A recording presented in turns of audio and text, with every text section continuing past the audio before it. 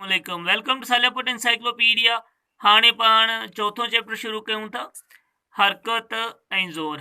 हुन जी पहिरीं मिसाल आहे। मिसाल में छा थो चए त हिकु 50 किलोग्राम माए वारो जिस्म 5 मीटर फी सेकंड जी तेज़ी सां हरकत करे रहियो आहे। ॿुधायो त इन ते ज़ोर केतिरो लॻंदो।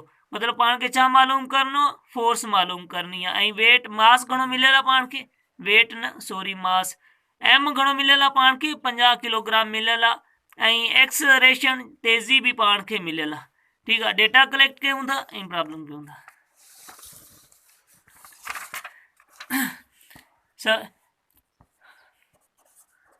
डेटा कलेक्ट कयूं। घणो हुयो मास? मास हुयो 50 kg, 50 kg। ऐं एक्सलरेशन घणी हुई? तेज़ी 5 मीटर पर सेकेंड स्क्वायर हुयो। पाण खे मालूम छा करिणो हुयो? फोर्स मालूम करणी हुई। ठीकु आहे, फार्मूलो छा आहे पाण वटि? फार्मूलो आहे पाण वटि F is equal to M A, second law जेको F is equal to M A. हाणे एम बि मास बि पाण खे मिलियल आहे, मायो बि, ऐं एक्सलरेशन तेज़ी बि मिलियल आहे। वैल्यू ख़ाली पुट कयूं। ही वैल्यू 50 ज़रब कयोसीं इन सां। एक्सलरेशन घणी आहे? 5।